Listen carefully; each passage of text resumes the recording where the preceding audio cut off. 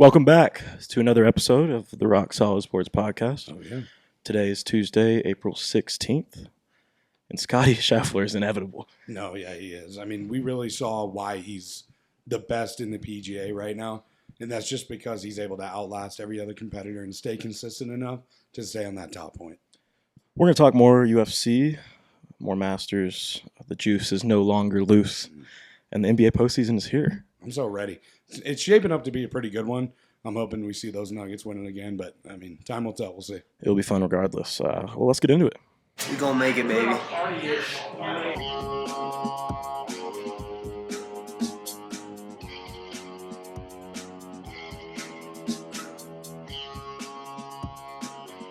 Rock solid. Rock solid. Rock solid. Rock solid. Rock solid sports. Welcome back. Over the weekend, we had some of the best sports times of years. UFC main card, that was a huge event. Oh, yeah. But maybe even bigger for us, Masters. Yeah, no, I think, what we saw, like I just said, was the best in the world coming out to play. And he did exactly what we were expecting him to do, which was keep that foot on the pedal the whole time and really, really dial in the short game, the putting, the driver. And I think what you saw near the end of there was not as good players falling off and starting to kind of bogey and dropping back. Whereas in Scheffler, maybe he didn't have a huge day, but what he did better than anybody else was stay consistent and kept putting in those birdies, kept putting in those pars. And he knew what he needed to win, and he just got to that point and kind of wrote it out. Maybe not a big day, but he closed with a 68 in the final round. That's pretty impressive, especially on Augusta's course. His second major of his career, his first being the 2022 Masters. He was 4 strokes over Oberg. Max Homa, Morikawa, and Tommy Fleetwood all finished 4 under for third place, and somehow all made less money than Dave Portnoy did the weekend. But yeah, no, I agree. It was really impressive. Scottie's obviously the best golfer in the world. I think there's no need to even question that right now. It was sad to see Tiger fall off on the last day, plus 16. I don't think he's finished last ever, but made the cut, kept his streak alive. But yeah, Scottie gets to go home to his now wife and have their firstborn. Yeah. I mean, what an exciting time. He has to name it Augusta, right? Oh, yeah, definitely. Yeah, Max Homa was awesome. Best performance, I think, in any major to this date. Yeah. Shout out Dodger Nation, Max Homa. Interesting stat, Tiger Woods in 2001, he won 3 straight tournaments to start off the year. First being Bay Hill, second being the Players, third being the Masters. Scottie this year already won Bay Hill. He's already won the Players, already won the Masters. So he's on track to kind of be on pace with what Tiger's 2001 was, which was amazing. Yeah, and I think we're starting to see, not only how good Scottie is, but how good Tiger was. And because we're seeing a lot of stats come out about what Scottie's doing, and it's, impressive until you show it side by side with what Tiger was doing. And I think we really sometimes forget how dominant he was between that, late 90s, early 2000s run he was on. He was just unbelievable. But I think what Scottie's doing right now is pretty much as close as we can get to that at this point in time. He's just playing super good golf. It's so fun to watch. And I don't see this stopping anytime soon. I think, if anything, it's about to get better. And so he's going to go on quite a run. So we'll just have to sit back and watch. If his putting gets better, I mean, there's zero question he's going to be doing this for years to come. Some funny moments, I think, for everybody. Tiger Woods, he shook a tree's hand. Yeah. Woods meeting Woods. Tiger Woods. Vern Lundquist is retiring. I know that's sad for a lot of Masters fans, a lot of golf fans in general. Yeah, no, I mean, he was just such an iconic voice, called so many, great shots, especially that one on 16 where it barely rolled in the cup for Tiger. I mean, he's had a great career. I mean, he used to be calling the SEC games. He was great for that. But yeah, his whole career has just been amazing. It's going to be sad to see him go. But I mean, we still got, Jim Nance there and, Scott Van Pelt. Yeah. So I think he's leaving with a lot of good people coming in. But yeah, it was a hell of a career for him. Great calls. He'll be missed for sure. One of my favorite moments, and it's a moment that's such not a moment because Rory was just not there. Yeah. And I love that. I'm a Rory hater. I'll put that on the internet. I don't care. He was just irrelevant. Yeah. I mean, Tiger said, he had a chance to win one. Hunter also said he had a chance to win one. Mm-hmm. That didn't go very well. I think he finished +4 on the end of the weekend. Yeah, but I mean, we did call that in the last podcast. I mean, we really talked about how he either shows up or he he's just doesn't. nowhere to be found. He played just good enough to make the cut, which, I mean, I don't know, because the cut was +6. Yeah. So, big cut. Yeah, I mean, at Augusta, though, I mean, it's definitely difficult. But, yeah, that +6, but Rory just kind of rode the line, made it into the second day or the third day and just kind of kept pushing through, but never really did anything that impressed anybody. I think one last funny moment. Neil Shipley. Mm-hmm. Shout out to Neil Shipley. Shout out to James Madison. He was the amateur. My apologies, Masters.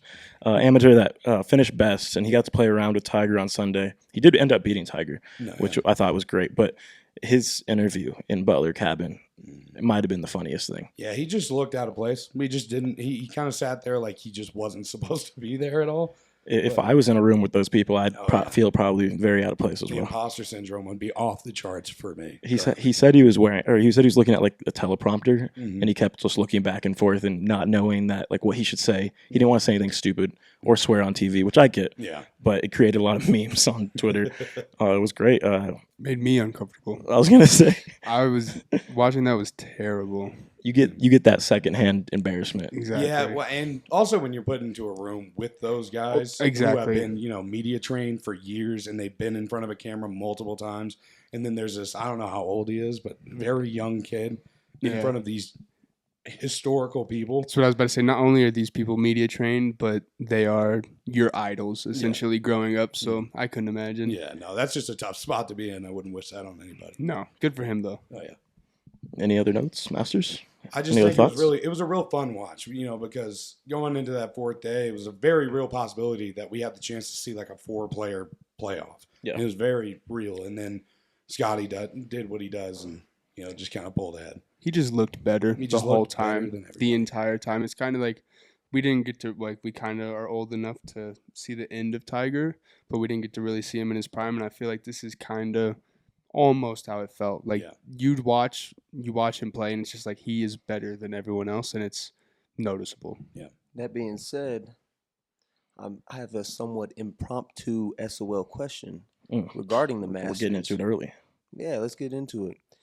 If Tiger avoided all those injuries, how much longer do you think his prime would last? Very long. I think what he went through in that kind of mid stage of his career really threw a wrench into his system and what he was doing. And I mean, it just keeps happening to him, which is super sad because there's that video of him, coaching D Wade. And it came out a day after he got in that huge injury where he almost lost his leg. And the whole interview, all he's talking about is, I really feel like I'm back. I feel like I'm ready to really compete again. But then the crash happened and then he kind of stepped back. And so I think those injuries and just all the things that he went through just kind of threw a wrench in what could have been an untouchable career. Yeah, he kind of lost his ability to shape his shots how he wants to with his back fusion and whatnot. Mm-hmm. I agree with Jackson. I mean, I think he's still making the cuts at Augusta, which is impressive for all the guys that are, here right now. Especially like John Rahm struggled too, Brooks Koepka. A lot of these guys struggled, and he was still ahead of them for most of the match. And then fused back, broke or metal in his ankles and all that. Yeah. Still getting it done. Yeah. I think I mean, they played, him and Mickelson. I mean, they played that course 30 times. Oh, yeah. They played it so many times where it's it would be weird if they didn't have a somewhat decent day. And I get near the end there, Tiger becomes a little worn down, a little fatigued. So it kind of falls off the rails there. But, yeah, he's been there so many times. You expect him to play well. But, yeah, I think the injuries and everything that's happened has kind of dumbed down what he can do. I blame it on his swing coach on Sunday. Why would he trust a 16-year-old or 15, however old he is? I'm just kidding. Charlie Woods is going to be amazing. But speaking of amazing, UFC 300. Yep. We saw one of the most amazing nights in UFC in a long time. Yeah. I wish I was there to watch it all. It was a success, though. I obviously did watch everything back. Max Holloway, obviously, fight of the night. Knockout of the year. Incredible. Fight of the year. Knockout of ever. Of ever. One of the most impressive knockouts is the latest knockout in a title fight in UFC history. with 1 second to go. Yeah. That the picture of Gaethje with his face on the canvas with 1 second left in the fight is cinematic. That was perfect. Even Joe Rogan agreed. True definition of the baddest motherfucker on the planet. BMF right there. Definitely. Agreed. Other than that, Alex Pereira knocked out Jamal Hill first round. Very funny moment. Very, yeah. Gets hit in a nut shot, and Herb Dean tries to stop the fight. He tells Herb Dean back up, and then boom, 5 seconds later, knocks out Jamal Hill. Gives one of the best reactions, best celebrations, especially coming after Izzy gave him what might be the second best celebration we've seen in a while. Yeah. It was cool to see Pereira do that. Yeah. There was a big gap in that fight where, going into it, my UFC knowledge isn't extensive, but like I was like, oh, this should be a good fight. I think we even at one point had money on Hill winning the fight. And from the moment that it started, it was just, there was no chance that guy was going to have a shot of winning this fight. Nah, I was just out technical the whole way. Yeah. I knew he couldn't strike with him. I betted with my heart. Yeah. Hard bet. Not a smart bet. Yeah. Alex Pereira, though, yeah, he keeps his belt.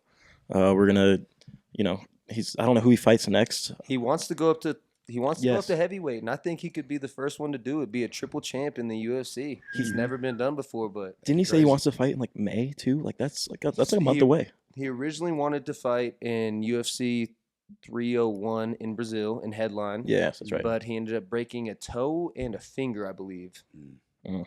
And that being said, is out of that. Yeah. Well, 301, I mean, we'll obviously preview that when it gets here, but I think some of the most exciting parts of the night was Dana announcing 302 and 303. Islam and Poirier are going to be the main event at 302. Sean Strickland versus Costa will be the co-main event at 302.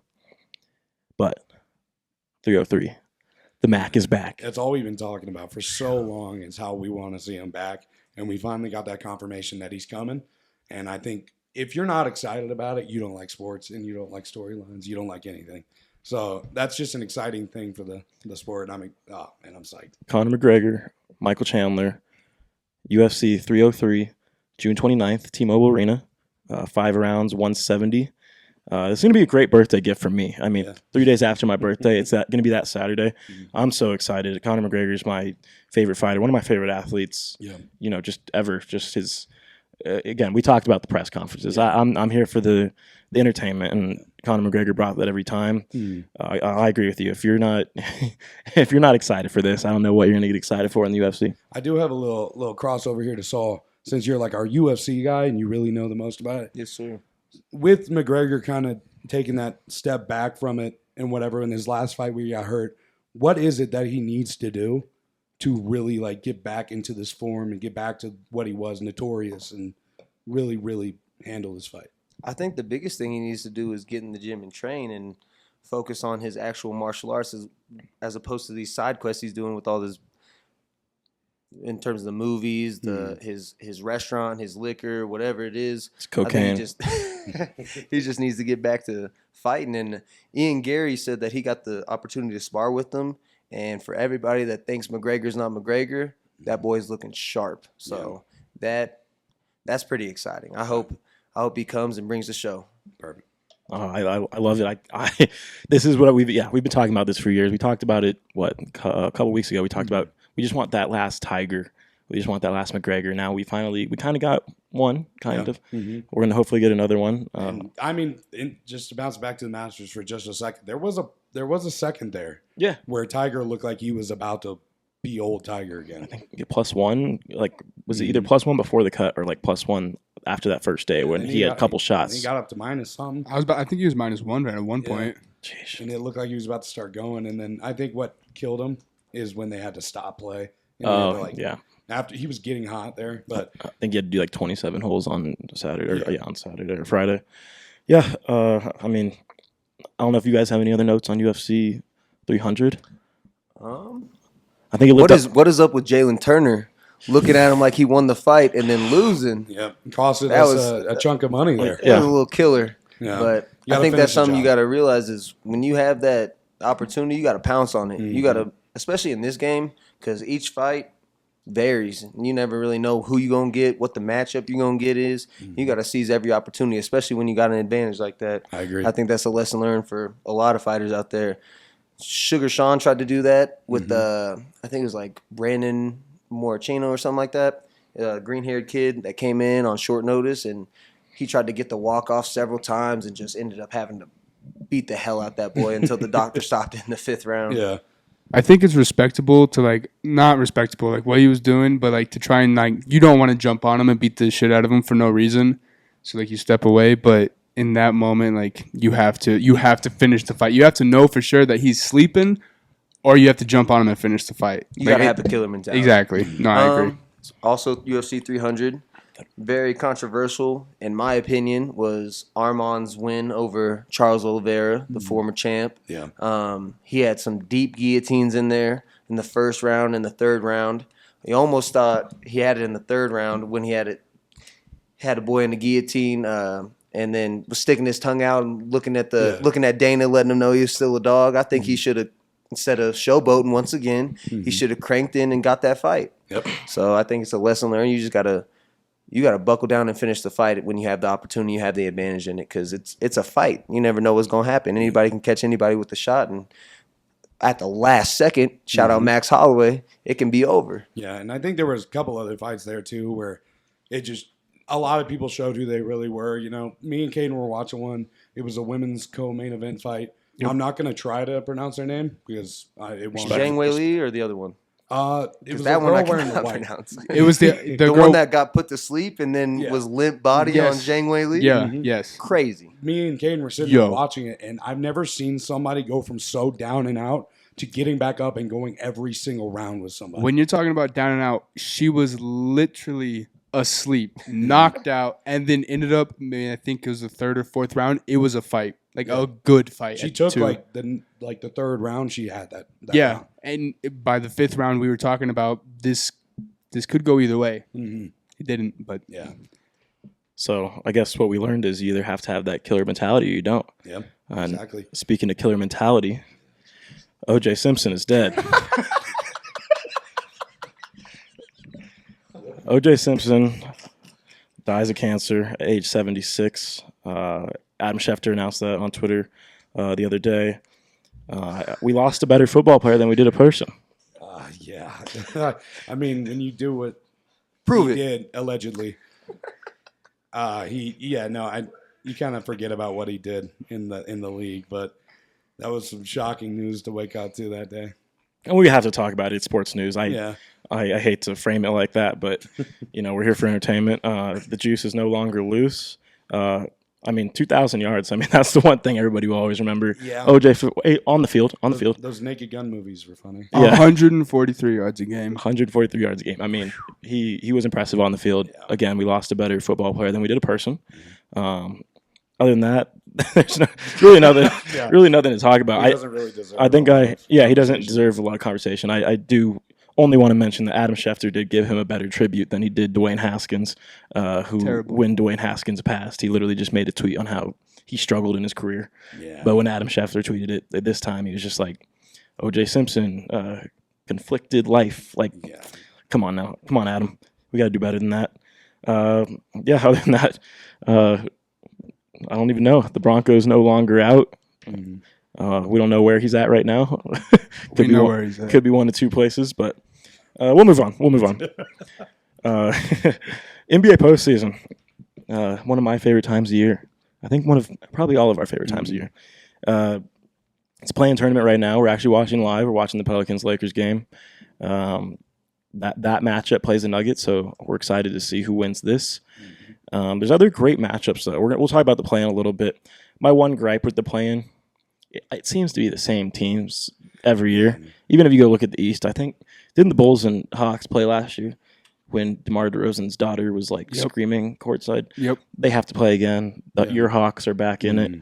I don't know. I get why they do it, but at the same time, it's like I think the reason you see the same teams in it every year is because it feels like they're taking 90% of the conference into going to these things, and it's like it kind of takes away that illustriousness, I guess you could say, of like being the team that cracks into the playoff spot when you have these teams that like at 10 who like didn't play that well. No. They were like below the middle of their conference and somehow they're getting a crack to go to the playoffs. It kind of just takes away that edge to it where it's just like, we really got to fight. It's like, no, you realistically just got to be in the top 10. It's like if seeing the Broncos or Saints like fight for they have a chance to get a playoff spot even when they're already out of it. It's just teams like that every year.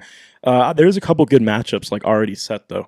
One of my favorites is going to be the 3-seed Bucks versus the 6-seed Pacers. Pacers have already beat them. I think they're 4-1 against them this year. And Giannis is going to be out at least for game 1, probably game 2. And the Pacers can really have a chance to upset them here. Yeah, and I mean, when you're looking at when Giannis is going to come back, I think it's going to totally rely on how the Bucks do without him. Because I think if I'm looking at through the Bucks' point of view, however long we can keep him out for to make sure he's 100% is how long you want to keep him out for. But, the Pacers are a team with Halliburton that can really shift that tide on you, and if you don't come with your best game, they really can. And they could just score. Like if they're not playing defense, which I know Doc Rivers made their defense a little better, not very great. He made their offense worse, but I don't think the Bucks are going to be able to really slow down the Pacers, which is crazy to say. Like if I was saying this like even at the beginning of this year or a couple years ago, I would sound crazy. But yeah, I agree. This Pacers team can run. They dropped like 150 plus points on the Hawks, I think 3 times this year. Oh, there you go. Yeah, 3 times. 2 or 3 times this year. Yeah. And they did beat the Bucks in that that in-season tournament game earlier this year. They had that funny beef, Giannis trying to go get his game ball. Yeah. I don't know if you remember that. Yeah, we were sprinting into the tunnel. Yeah. It became like, what did he do? He scored 40 points? He scored, was it 50 or? Is 50 or 60? Yeah, I think it was just so many times for a Bucks player or something like that. Yeah, but there was a rookie on the Pacers who had like their first points, so they tried to get the ball, whatever. Yeah. It was a great clip. I mean, Giannis trying to get tackled. I don't think many people could tackle him. Other than that, I think that team that comes out of there, I don't know how far any of those teams will go, honestly. Yeah. I even see some teams at the bottom of this conference that we'll talk about that honestly might be able to beat both of them. Yeah, I mean, when we're looking at the playoffs, though, there's like 2, I would say, clear favorites. Yeah, Go ahead and take it, which is Nuggets and Celtics. I think that's what this is all kind of leading to, but it's basketball, and they play 7 games, and there's a reason for that. So you never know what can happen, but I think the trajectory that we're on right now is leading to a Nuggets Celtics, and I think in that situation, I think the Nuggets take it. The NBA TV matchup. There's always one matchup in the first round that ends up on NBA TV for like games 2 through 6. It's definitely going to be the Cavs versus the Magic. Orlando Magic. Yeah, their theme song. That it's going to honestly be like for real hoop fans. That's going to be a fun series to watch. Paulo Banchero is amazing in his second year. Donovan Mitchell's always exciting in the playoffs, but there's just not a lot of aura around this series. No, and I think that's why you're seeing it on NBA TV is because, like, that's not a matchup that garners semi-basketball fans to watch. It's not confirmed yet that it'll be on NBA TV, but... Yeah, but if it is, that would make sense. But, I mean, like, you got the Lakers playing right now, and the Lakers just draw a lot of people to watch because, A, LeBron, and B, because of the Lakers. But, I mean, yeah, I think you see that matchup, and nothing really sparks for you. And so I that's why it's probably on kind of that lesser. Yeah. Which is crazy because, I mean, we talk about the East being weak and the West being good, but like the 4 or 5 seed on the Western Conference honestly might be the best series of the first round. Luka's going back up against the Clippers, I think for his 3rd time already in his career in the playoffs. He torches them. Yeah, Luka hates them boys. I ain't gonna lie. He hates them. I don't know what it is about Luka playing the Clippers, but I think it was like even his second year in the league. He had them in the bubble, and oh my gosh, didn't they pass him up in the draft? Nah. Can we take a slight backtrack to that Saints Broncos comment you said about the football though? No. In relation to into the play-in tournament, how different is the wild card to the play-in? We've seen some wild card teams. I feel like go to the Super Bowl though. You know? No, yeah. I mean, I think football can be a little different at times though. The divisions. It's the divisions, and it's also just one game. So it's like. So it's the play-in tournament. Yeah, but like then you go to the playoffs, and then it's multiple games. But yeah, in the NFL, you go. It's one game for wild card, but that's how it is the whole time because it's football. I don't know, and just. Yeah. I guess my only thought on that came to my head instantly. I could have said the Colts. I apologize. Colts were one game out of they were one game out of the playoffs this year, and if they got in there, I don't really see them. They might win one game. I don't, you know what I mean? But I don't see them going far, and it's just what I see with the NBA. I get why they did it. This is making money. It's honestly a good product, but and honestly, none of these teams are winning the championship. It could have something to do also with the fact that they play 82 games. Yeah. And that maybe like it makes it more worthwhile for these teams that are kind of on the cusp of it to actually really try, even though, you know, they may not have the best schedule or the best record, they can still kind of push to try to make the playoffs. So, I mean, with an 82 game season, I guess it does kind of make some sense. Anyway, get back on Clippers and Mavericks. I again, like we just talked about, there's something that Luka has for this team. And what's crazy is they have so many guys that can guard Luka. Yeah. Like they have Kawhi, they have Paul George, they have other people. I don't see them stopping the Mavericks. I'm not going to lie to you. And Mavericks are away, so they're going to have to win, you know, at least one game in LA, which, again, I think is totally possible. They did it in Phoenix a couple years ago to eliminate them. I think that's going to be the most exciting series of the first round. Who knows how healthy Kawhi is. There's been some speculation that his knee's already swollen, which is, you know, perfect timing, you know. Who knows what playoff P will do. I do think Kyrie's going to – is they going to put James Harden on Kyrie? That's not going to go well. No, not at all. I don't know what the matchups are going to be for the Clippers. But, I mean, yeah, when you got a guy like Luka, who I would say is one of the prime examples in the NBA of a guy who, when he decides to turn it on, can be the best player on the court at every single given minute throughout the game. I do have to say, as far as the play-in goes, last year the Heat were the 8 seed and they lost their first play-in game. They did. So that does kind of add an interesting aspect to it. No, I agree. I totally forgot about that. We'll see if the Heat can do it again this year. Yeah. Speaking of, they play the 76ers in the play-in this year. I think it's tomorrow. That's going to be an exciting game. But, like, Jimmy Butler loves playing against the 76ers. I think, Jimmy Butler just loves playing basketball. Like, that is one of the hardest working dudes in the league. And it's fun to watch him run around the basketball court because he's very, very hardworking and, like, ball hungry. He wants that so bad. He said Tobias Harris. Tobias Harris over me? Over me? Come on now. But whoever wins the Heat 76ers game tomorrow, I believe, plays the Knicks. And then the loser of that game has a chance to play the Celtics. The Knicks versus the Heat or 76ers could also be interesting. And the Knicks versus pretty much anybody. I would love a Knicks Heat and then a Celtics 76ers. That boy Jalen been balling. I think he'll probably get top 5 in MVP race this year. Jalen Brunson? I wouldn't be surprised. I've heard a lot of people talk about it. Got a hell of a year. We'll talk about that later for sure, though. And then just the other matchup is the 3-seed Timberwolves versus the 6-seed Suns. The Suns have beat the shit out of the Timberwolves 3 times this year. Yeah. Oh, at least twice. And then the other one was, I think, by like 10 or something. But the Timberwolves are good. They're the scariest matchup for the Nuggets, I think. But the Suns just have their number. Yeah, and, you know, when somebody's got your number like that, it is hard to kind of get over it because they know how you play and they know how you work. So it's just going to come down to game time and where they have to do their very best to beat them because I think the Timberwolves are getting really hot. And they're, like you said, could be a very big problem for the Nuggets. They are. Yeah, it's the only team that comes off the top of my head immediately that could be the biggest problem for the Nuggets. So I think it's just going to be about Suns jumping on them quick and keeping that momentum going.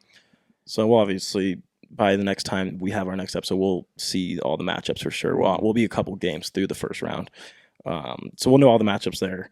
Anything you guys might be excited for? Like, are you excited for maybe the Lakers to go up against the Nuggets again? It's looking like it right now. Particularly, I'd just like to see Michael Jordan's alleged son hoop. Honestly, I want to see Anthony Edwards go crazy. I'm excited for that too. He can stay out of it, and we'll take the Lakers. We'll take give us the Lakers. Give us the Lakers. Clip I'm excited. This is my what's back, but we'll do it now. I'm excited to see what OKC will do. They're a young team. They've been battling for the first seed all season. They can hoop. Yeah. They don't have a playoff experience. Again, you got the too young factor. I think the NBA is one of the biggest examples of like a league where your team has to go through some battles to make it to the higher echelon. Nuggets, they've been there. The Warriors kind of got to skip that because of they had KD, but like I don't know if the Thunder they're good. Don't get me wrong, but when that game slows down in the playoffs, the refs. The calls get slowed down. You don't get as much fouls as you do. Shea's going to have a tougher time scoring. And then, they have nobody else on their team that scores over 20 points per game. So, like, it's going to be tough for them. But I don't know. What do you think about Thunder? Sorry, I was here too. But, no, I think we're just set up for a lot of good matchups. And when this time comes around, we always seem to get really good series between these teams. But kind of circling back to what I said, I think the Nuggets are the best team in basketball right now. And I think they're such a hard-to-beat team. The only weakness they have is their bench. Yeah. But realistically, their bench won't play. Yeah. No, exactly. Like, it comes to playoffs, people don't get tired like they usually do. So I think we're just going to see the best team do what they do. And I have a hard time seeing them not going back. Any other notes, any hot takes before the playoffs start? Not for me. I don't think so. Sounds like a resounding no from all of them. That pretty much wraps up the NBA. I mean, we have a couple other things to talk about, but we'll get into an ad read real quick, and then we'll come back with a couple segments. Cool. It's time to spread love, everyone. Slove is not just Colorado's next and up-and-coming clothing brand, but it's a clothing brand who aims to bring a movement globally. When you wear a Slove piece, you're not just wearing a piece of clothing. You're elevating your style and representing what love looks like. Right now, I'm actually wearing a Slove cap, if you can't tell. Great quality. It's got me through some long days, long nights. It gets great compliments. It's a great conversation starter. My producer's actually wearing a Slove shirt right now. Make sure you guys join the Slove movement. They're creating a world where love triumphs over hate and fashion meets compassion. Make sure you go follow them on Instagram at sluv.co or visit their website at sluv.us. That is sluv.co on Instagram and sluv.us on their website. Go check them out. Go show them some love, and they'll show you love back. And we're back. We have a couple new segments today. Again, we're going to keep workshopping segments until we, find some consistency on what we want to keep doing and what we want to, find entertaining. So this week we have What's Back. Relatively, it might not even be back. It's just something that, is newer information, newer in the year. You know what I mean? Yeah. It comes back around all the time, but, just for these times exactly. My What's Back, MVPs. Nikola Jokic he was already favored MVP. Everybody kind of already knew that, but we're already starting to see the ballots roll in from the regular season. Some of the media members are starting to go on podcasts or starting to tweet their MVP ballots, and they're all NBA, all defense, all that. But MVPs are back in the state of Colorado. Nikola Jokic already has 15 confirmed first place votes out of 18. The only other people that have first place is Luka and Shea. What a time to be alive. Yeah, I mean, this realistically, it should be his fourth in a row that he's going to get. I've always said this. I think the only reason he didn't get it last year was just because he's not a marketable enough face or voice to be the guy who gets it 3 times in a row. Well, Ann Perkins called everybody racist, but well, yeah, that is also that did happen. But yeah, it's just I don't know. He's such a good player, and when you watch him live, especially, he's so much better than everybody on the court, and it's just really amazing to watch. And it's be no surprise when he wins it again. And we'll see in a couple weeks. It will be confirmed in probably like 2 or 3 weeks. I think it's whenever it gets to like the conference semifinals or what's not. But we're going to see Nathan McKinnon probably win the Hart Trophy too, which is the MVP of the NHL. MVPs are back in Colorado, and I couldn't be more proud to be a Nuggets fan right now. It's been a long time coming where we can have a guy that we can call the best player in the NBA. It reminds me of like the LeBron when he was on the Miami. Derrick Rose got that one right in between his. He could have had a 5-peat, I think. Yeah. So we might see Jokic kind of go through the same thing if he wins another one next year. But I agree. I can be more excited. I know I sent you this tweet from DNVR. Shout out DNVR. But as a Colorado fan, it's like if you don't know we're in the good days, like these are the good days. Yeah, for sure. Easily. It doesn't get much better than that. Not at all. Your What's Back? My What's Back, and I've been waiting to talk about this ever since I read about it because it pissed me off to a level that I haven't really been able to get over yet, and that's terrible umpires. I'm so tired of just like, why do we even have them at this point? Because none of them are doing their job that well, but there's one guy who is the worst at what he's done, the worst of all time, and that's Angel Hernandez. Yes. There was a game where Angel Hernandez, this was a tweet from the umpire auditor, that said Angel Hernandez bring up Wyatt Langford 3 consecutive pitches out of the zone. The strikeout pitch was missed by like 6.78 inches, which was the largest missed called strikeout in auditor history. That's terrible. And it just like, that's the point where you go, all right, we need to find a different way to do this because these guys obviously can't do their jobs right. And I saw a tweet from somebody who was like, as someone who doesn't watch baseball a lot, it's hilarious to me that there's a guy behind the plate calling the pitches while on TV there is a box where a line goes through it telling you exactly where the pitch went. And for some reason, we still use umps who have to go around the corner, decide where their strikeout box is, and then they play the whole game through that. I just hate it when games are just kind of decided on, well, from my angle, it looks like this. Yeah. I'm like, well, your strike zone's different than this guy's and this guy's and this guy's, and no one really knows how to play it. So terrible umps are back, and I am super pissed about it. Angel Hernandez is the new Joe West for sure. He is terrible. I agree. It's been like years now that he's been doing this too. It's like this is not a new thing. Yeah. It's gotten to the worst level. Don't get me wrong, but Angel Hernandez has been terrible. I was watching, I think it was Dodgers Giants not too long ago, or Dodgers Padres, and Mookie had like 3 straight pitches just out of the zone, and all of them were strikes. And he had to swing on the last one. Yeah. Like the last one was at least a swing and miss, but he had no choice because the ball was going in the same exact spot. Exactly. When you know that the ump is not going to make the right call, it messes with the hitter's ability to read a pitch well, because who knows what he's going to call. Yeah. With technology at this point, I don't even understand the point of it. Yeah. Like, it doesn't make sense. Like you said, they got the box on TV showing you where it goes. What are we doing? Yeah. No, I agree. There's got to be a more efficient way to get the correct calls. Mm-hmm. I can't believe out of every ump, he still has a job. Oh, my gosh. Doesn't really make sense. At all. And you'd think that, like, okay, if you still want to employ him, that's fine. But, like, someone's got to sit down and talk to him. Like, we got to have conversations. Let's straighten up. Tighten up. Because he's been bad before, like you said. Yeah. That's why it's back. It's not, you know. But never to the extent of 3 straight pitches that were nowhere near the zone. And I think, honestly, the pitcher in that situation made an adjustment to keep throwing to that. Because if you look back, the pitches are in the exact same spot. Oh, they definitely do that. So I think he legitimately threw it there to just see, like, I'm going to see if he'll keep calling that a strike. And he kept doing it, so there's no reason to change. So it messes with the flow of the game. It messes with the batter's head, and the pitchers can kind of exploit it. So I think we're kind of getting closer to the era of getting rid of home plate umpires. I think they're already testing this in like 1A or something, some lower level minor league that they're already testing this. Yeah, I've seen it too. But they've already also tested like challenging these strikes and balls, which is, you know, it's quick too. I don't know if you've seen the videos of it, them doing it in the lower levels, but. Yeah, no, I agree.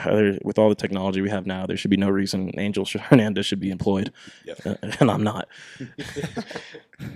You're what's back, Aiden?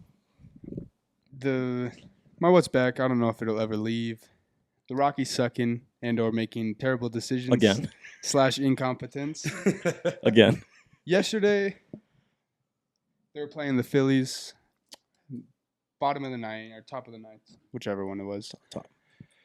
Runner on third, and they decide, let's have a pinch runner. Our ace, Kyle Freeland. He runs home base, gets hurt. Thankfully, he's fine. He threw the ball today, and he's feeling fine. And his quote was, he just wanted to help the team win, which shout out to him for being a true athlete, but don't ever do that again in your life. Unfortunately, how you help the team win is pitching. Yeah, is staying off the bases, far away from them, in fact, and keeping people off of them. In pure Rockies fashion, like you said, just incompetence. That's what he mentioned last week. You throw in your best pitcher to go pinch run when it's the top of the ninth. Yeah. And I get their bench was low or whatnot, but again, this is just the Rockies' just incompetence. It's Rockies' incompetence. I don't care that's what's back. How low your bench is. You're going to tell me you're going to throw Spencer Strider down there? No. Exactly. If I ever saw Tyler Glasnow on the bases, I would probably I'd turn off the TV. It's just like poor decision making. It almost it almost screams like, well, we need attention. Like, let's put our starter out there. You know what it screams? It screams we need help. Yeah. We need help, and we need it now. Sign me, I'll pinch run. Yeah, there we go. I would take Saul as a pinch runner over probably the entire Rockies organization. Bro, you're telling me there's not one guy in that entire dugout who can't hit the broadside of a barn but can run fast? Not a single one? You're telling me, on top of that, not Spencer Strider, I got that. Kyle Freeland was the fastest person on the bench. They looked around and were like, gotta throw him in there. You got it, bro. You're a speed demon. It's almost like you want to bet where he could be a pinch runner. It's almost like you want to lose. Yeah. It's crazy. But it's also stupid because that was not a great slide either. So it's like that's why he got hurt. It's because he like rolled over his arm. His own shoulder, yeah. I hate like dramatic injuries and stuff like that. The way he rolls and turns, it looks so funny. And like I'm sure it hurt, and I'm sorry, Kyle, but Stop that. Yeah, stop that. Tighten up, dog. Yeah. Man up. Your what's back, so? My what's back is the USA basketball squad. It's nice. Finally, we got the big dogs coming to play. They just finalized the 11-man roster the day before, and Kawhi ended up being the last man on the squad, which I think is a great pick. Mm-hmm. One of the best basketball players, most fundamental basketball players on both sides of the court. So I think it'll be fun. I hope we show them a new dream team. Yeah. You know, I think the biggest thing that's going to come out of this is them showing the rest of the world why they call NBA champions world champions. Yeah. Because they're about to show why. Because everybody who's anybody plays in the NBA. Yes, sir. And that's in America, and it all accumulates, and that's why it's a world championship. But we're about to show why our team's got some dogs on it. Absolutely. I'm excited. I'm very interested to see who they start. I mean, they have me and a buddy were talking about this yesterday. I think it's 4 locks. It's going to be Steph, LeBron, KD, and I think Embiid are all locks in that starting 5. But then you have guys like Tatum, Devin Booker, Anthony Davis, MJ's son, Anthony Edwards, allegedly.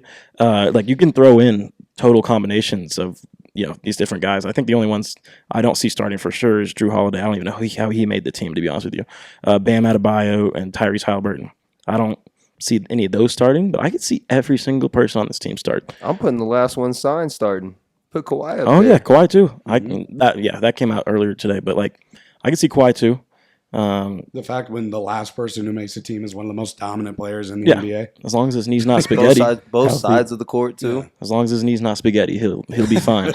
There's no better show of patriotism than seeing what happened with USA basketball last year, and now all the stars being like, can't happen again. Yeah. Not acceptable. I know Damian Lillard's so mad. He was like carrying those terrible teams like the last 3 World Cup / Olympics, and now he just didn't get a spot because LeBron said, I'm going to make my own team.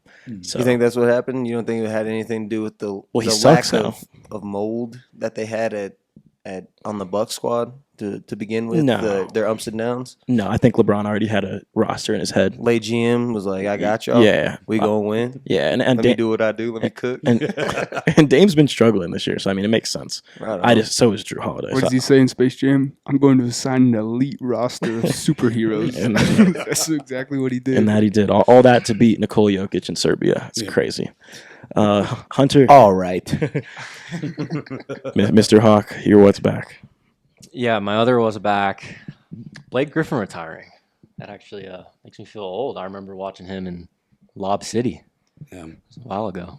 No, it's a hell of a player. Obviously, for a while he hasn't been what he was during that period when he had him and CP3, and they were just an electric team.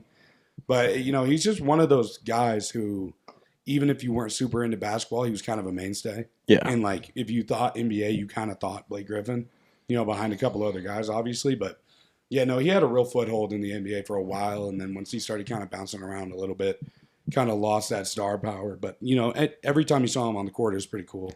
The second he dunked over that car is when he became a household name. Oh, yeah. Even when he was on Detroit, he was still spazzing, dropping crazy balls. That's when he started shooting, too. too. He had like 50-point games and whatnot for Detroit. Yeah, he was out there hooping. I think 6-time All-Star, 5-time All-NBA, 1-time dunk contest champ. I mean, who knows if that's a good enough resume to get in the Hall of Fame, but he was all around personality. I've been blessed enough to meet him. He was a cool dude. So, in everyone's opinion, is he a Hall of Famer? Reggie Miller had a worse resume, and he's a Hall of Famer.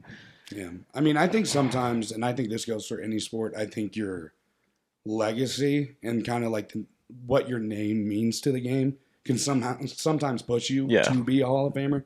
And I think in this instance, I could see that being a big reason why. That's what I was going to say. Some way or another, Blake Griffin did have a big part in the modern NBA. Oh, yeah, the marketing they could do around the Sprite when he was jumping over cars, all that.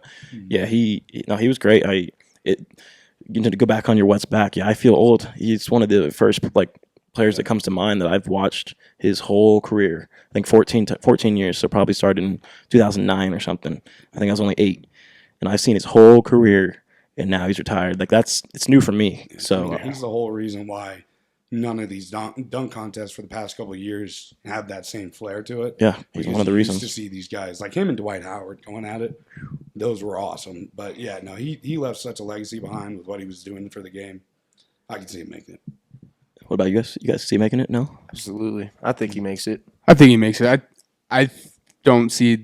I just don't see them not giving it to him. Lob City was an error because of him, Chris Paul, and DeAndre Jordan, and he.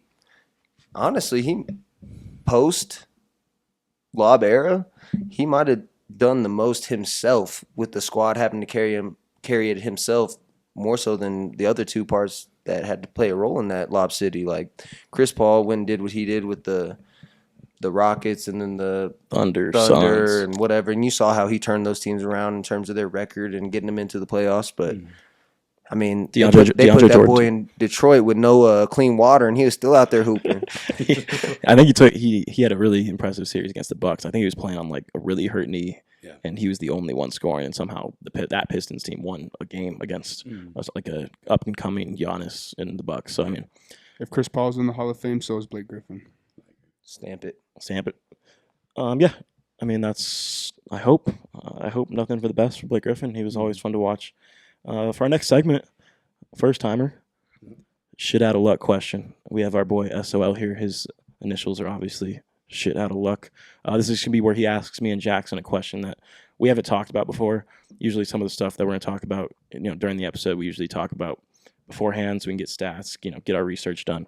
But this is kind of just to put up for debate for me and Jackson, and we'll go around the table so everybody can answer this, but shit out of luck, Mr. SOL. Somewhat of a two-part question / let me give you a little background knowledge. Prior to 2017, I believe, the WNBA was not turning a profit. They were losing money. The NBA was giving them about $10 million a year just to go keep them stay afloat. Since then, in 2019, they brought in $60 million, and last year, they brought in roughly 180 to 200 million, I believe, revenue between the teams and all the organizations and everything going on. Something that's going viral was Caitlin Clark's contract, her rookie contract. My question to you boys is, if you were a large director in the WNBA, what 3 rules would you change to make the WNBA potentially more exciting and hopefully get more spectators? I mean, I've always seen the people speculate about like lower it to like 9 That was feet. definitely the first one I wanted you to say. I don't know though. Like that just feels like it takes, the whole pure part of, basketball away. It's just always been 10-foot rims, and I can see where they're coming from. I don't know if there's like a lot of rules change. Maybe the 3-point line's already moved in. The ball's already smaller. The games, they already have a shorter season. Maybe play a longer season. That'd be a rule I'd maybe like to see. Mm-hmm. They only play, I think, 40 games in the regular season. Okay. Most of the girls leave to go play overseas anyway after the season's over because it's so short. That is a rule. Yeah. That is a rule I want to highlight real quick. Most of the second and third round picks don't even get signed to the teams. Why have a draft? I get in the NBA too, but like there's 60 picks. In this one, there's only 36. And there's G Leagues. Is there WNBA G League? I don't think so. That's why they go overseas to like play and stuff. But there's 36 picks, and for some reason, not all of them end up on a roster, which is for the NBA that goes as well. But at least second round should be guaranteed a spot. Mm-hmm. And one of my favorites, Nika Mule, she got drafted second round yesterday. There's not a guarantee she stays on a roster. Kate Martin from Iowa, no guarantee she stays on a roster. So I guess to start off, I'd say make the seasons longer, and then I think their first 2 rounds should definitely have guaranteed draft picks, like guaranteed roster spots. And for a third one, you can say, go ahead and lower them rims. I want to see a shorty dunk on a shorty. Go ahead and put her ass in the cup, dog. I don't see the problem with like you said, we've already smaller the ball. We've already lowered the 3-point line. What's the problem with lowering the rim? I agree with that. Okay, we can lower the rim. Also, let's expand the league. Okay. I think he can like make. that. I think he can make money. Did you see today? I think it was or yesterday. The commissioner said that they expect 16 teams by 24, 25. Yeah, So- they're looking at like 4 or 5 cities right now. And guess which one of them? Denver. Yeah, I was about to say when you said that, I think Denver is like itching for one. Oh yeah, Because like I feel like great. with the sports culture around Denver, I Absolutely. feel like that team would be very quickly adopted by a lot of people. Oh yeah, absolutely. I would. And honestly, high school basketball and club basketball out here for women's is actually really very good. prominent. really good. So I guess the second part of my question would be, given the exponential rate of the growth in revenue, since I said 2017 was they weren't turning profit since they became an organization. How long do you think it is before they eclipse $1 billion? Do you think they'll do it I think in our lifetime, big dog? I think they can. And I think what it's going to take right now is grabbing hold of this huge momentum that they get and really riding it through and like riding Caitlin Clark and all these big players that are playing right now. And Juju, Paige, when they get into the league. push it out. Like, don't stop. Just keep shoving it down people's throats Yep. and make sure that they get on the train with it, because that's all it's going to take is that it keeps going and people keep watching it. And I think I thought about this when you were talking about the season. Like, it feels like by the time everyone kind of is like, oh, WNBA is like in season form, and you hear about all these players are heating up, and then you blink and the season's over. And so you don't really get to see all these players really go to their full potential during the season. But yeah, I think it would be really bad with this huge momentum wave that's coming through, if they were to just kind of let it go by and just stick to like their normal routine. I think there's just things that need to change. I don't know exactly what, because I don't have that kind of mind that can really think about what industry needs to do to keep it pushing. But yeah, I think the best they can do is hop on this wave and keep going. I think another thing too is kids will start expanding their range from watching Caitlin Clark. I mean, I think she'll have a similar Steph kind of effect on women's basketball. Yeah. And just by that, it makes the game more entertaining to watch, and I think that'll help bring in revenue too and fans. This is fun to watch. The moment they have to grab. They have to seize it. Yep. They have to seize it. There's, like we talked, Caitlin Clark, Angel Reese, Cardoza, Cameron Brink. We saw all these girls get drafted yesterday, and it seems like the hype around the women's NBA season's like bigger than it's ever been. All-time high. I think they already said 2.8 million or something watched the draft last night, which hasn't been that high since Sue Bird got drafted in like 2002 or 8. I don't know. You want to look that up, but yeah, no. I mean, this is the time to seize it. There's no better time, I don't think, has been. Like, this is the most fanship ever for men too. And I hope women get into it. That was always the gripe on women wanted, people to get into women's basketball, but they never watched it. Yeah. And I never watched it either. But now we're getting to that point where, we're going to bars and we're asking them to put on the girls' game and turn off, the UFL because it's pointless. Yeah. Yep. It was 2002 for Sue Bird, and that's actually the year the WNBA was originated, I believe. Founder. But yeah, I mean, it goes back to kind of what we were talking about in the last podcast, where there's so many more names that people knew that went in this first round. And I think that's already a huge step. Like in previous years, you wouldn't find a lot of people who would know the names. Yeah. But now I think a lot of people who, even in the second round, people going, we knew their names. So I think it's just a notoriety thing to where people can actually see the person, know where they went to college, know how they played in college, and love to like actually follow that journey into the WNBA and like kind of follow their career. Mm-hmm. So I think it's just about those big names coming through and making sure everybody knows who these players are. I'm a Seattle Storm fan now. Shout out to Nika Mule. So, yeah. Any other thoughts? Anybody? We'd love to have Nika Mule on the pod. Yes. I don't think we've had a bigger draft class for the WNBA since 2013, which consisted of Brittany Griner going at 1, Elena De La Don at 2, and Skylar Diggins at 3. And this time we had names going into the second round. Yeah, that people were very, very hip to, just because of Caitlin Clark. The NCAA assist leader, Nika Mule, went in the second round. Yep. I think the storylines are going to be great. I think I agree with Jackson. We got to watch how their careers grow. Follow these players. I think we didn't really get to do that for Brittany Griner, Sue Bird. We were too young for Sue Bird, but like all those other players, we didn't get to. Maya Moore left early from the women's NBA, so I hope this is the time where they got to seize the moment. They could start gaining crazy revenue. Hopefully, they can be I know they're kind of sanctioned by the NBA right now, but hopefully one day, you know, they're going to be up on their feet, you know, by themselves. And this is the time to do it. So other than that, we don't have anything for you. If you've made it this far, thank you. Go like, comment, subscribe, follow, do all the things. The socials will be above his head, I believe. So go check it out. Thank you again for watching. Thanks to the producers. Thanks to everybody that helps. Tell somebody you love them today. It might make their day. So thank you. Boys, man. Have a good one.